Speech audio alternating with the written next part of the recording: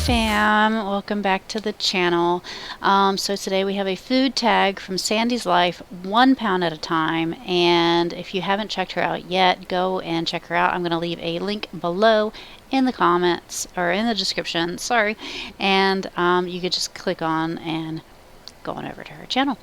So we have the food tag, and it's going to be 11 questions. I separated question 4 and 5 as 2 separate questions. It's just easier. So, number 1, what did you eat last night for dinner? Well, I have my Carb Manager app right here, and I ate 6.5 ounces of chicken breast with some sugar-free barbecue sauce. I ripped up a couple pieces of bacon inside some French-style green beans, and I basically had barbecue chicken and green beans.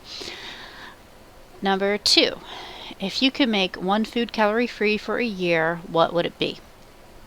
Honestly, calories aren't equivalent to how many carbs are in it, how much sugar is in it, how much salt is in it. Just a lot of other macros there that are just being completely ignored. Calories is not the big thing that people should be focusing on. So if I could make one food calorie-free for a year, it would probably already be something that I enjoy as a diet food, and honestly that would probably be like avocados. I like the amount of fat in it. I like the fact that it's only like, what is it, like 2 net carbs, but it's like 200 to 300 calories depending on how big the avocado is, and I like avocado and I would like to have more than one, so it's a lot of calories. Number 3, how often do you go to the grocery store? I go to the grocery store, I have no idea, maybe once every 2 to 3 weeks, unless I'm really trying to do a recipe or I run out of something faster than I expected, and then I'll just make a quick stop. But like a full grocery store, I do like once every 2-3 weeks. Number 4, do you make a list before buying groceries? Yes, absolutely. I not only make a list, but I make a food meal plan as much as possible, and I try to plan it out for at least 2 weeks. Number 5, does it get followed? Yes, to the T. It gets followed, unless it's stuff that I'm buying for the boys, and the boys are not on the keto diet. They eat whatever they eat. So if I see it, I will pick it up for them because I know that they will eat it. Number 6, list 3 things you always find in your kitchen.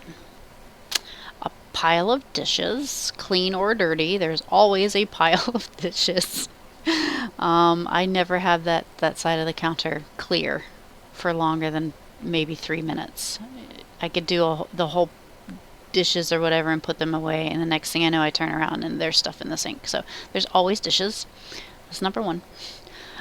Number 2, you will always see coffee themed stuff. We have coffee mugs, we have like 3 coffee makers, we have a water boiler, we have so much coffee and tea stuff just all over the place. Our pot holders and stuff have coffee themed images on them. We used to have lids for the stove, the little tin lids or whatever, but the paint was peeling off of it, so I just threw those away because I don't deal with it by then. So I'll eventually get something better. So that's 2, pile of dishes and coffee stuff. And the 3rd thing that you will always find in my kitchen would have to be a full pantry and fridge, because that's kind of my thing. I've always been like that. I like to be stocked up no matter what.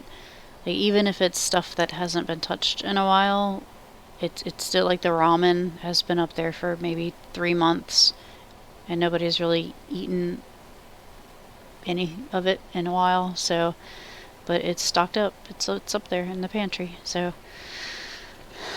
pile of dishes, coffee stuff, fully stocked pantry and fridge. Number 7, how often do you clean your fridge? Not as often as I like. Like a full clean, like what I did that video on where I got in and I scrubbed it out and I pulled stuff out and rearranged and everything. A full clean probably doesn't happen, but maybe 1 to 2 months. However, I do spot clean. I reorganize constantly. Every time I go grocery shopping, I reorganize. And I check foods and everything like that. Every 5 to 7 days, I go through leftovers and throw them out, kind of thing. So, I mean, there's spot cleaning and then there's full cleaning. Number 8, do you use a slow cooker? Y'all know me, I love my slow cooker. My 3-pot slow cooker, the one with the little pot and then the 2 swivel pots on the top, it broke. My bottom pot cracked all the way through and it was leaking out and I can't replace it, so I don't have it anymore. I would love to get another one, but for now I have the big quart one, whatever, the 2 3-quart one, that I can do for maybe like a small chicken or ham or soups or whatever I need to cook all day long for that.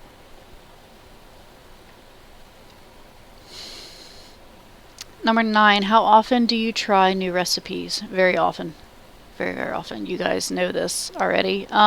Sometimes I can go like 2-3 weeks without trying a new recipe, but then I go on like this recipe spree where I do like a dozen new recipes all at once, and then that's when you get like a dozen videos of all my cool recipes that I've tried. But I try not to get excessive because recipe macros are very hard to track. He's playing with the cat ball. Silly bunny. Number 10, what is the most delicious thing you make? Honestly, before my diet, the best thing I made, I think in my opinion, at least Michael also thinks, is my spaghetti. I make it a certain way, and it's his favorite. Since I've been on keto, there's been a couple of recipes that I've made that are just like absolute keepers. There was the meatloaf, there's ribs, I mean, there's just a lot of recipes that I absolutely love. The lemon squares were great. So, we are basically, I think a lot of them are mostly anything to do with meats and stuff. I'm really good at making meats. He likes my steaks, like a lot. Like I know how to make steak. He likes my steaks. So I think the most delicious thing I make right now is pretty much meat products because I season. I'm really good with seasoning and stuff. 11. Share at least one thing in your kitchen that you don't like. The size of it. I want a bigger kitchen. I have no counter space whatsoever, especially when I'm trying to film. I've got the tripod up on like that much of counter space. That's all I have on the side of the stove. It's that much of counter space. It's as wide as me, not even. And that takes up most of the counter because the tripod's all wide and everything. And then I've got the stove, and then the other side of the counter is the coffee pot and all of that stuff. So I have no space over there. You can barely set a bowl there or the measuring scale there. And then, like I said, you turn around and there's a pile of dishes or whatever's on that counter, and that's like impossible to clean off or keep clear for long enough to me to do recipes. Much less do I want to pan out my entire camera to view my entire kitchen when I'm cooking. I'd rather just focus on the food itself. So I don't want me prepping all the way over here and you can't even see it. That's why I try to prep on the stove itself, and you see how cluttered that gets sometimes in my videos. So yeah, the size of my kitchen is tiny. I hate it. I hate it. So that is the food tag by Sandy's Life, 1 pound at a time. Go check out her channel, please. She is super awesome. I've known her for about a year now. I've been following her for quite some time. and she is an awesome person. She's super, she's wonderful, she's full of energy. She's a great person to get to know. And I will catch you guys in another video at another time. So bye, fairy fam. Tell me pretty lies, look me in the face. Tell me that you love me, even if it's fake.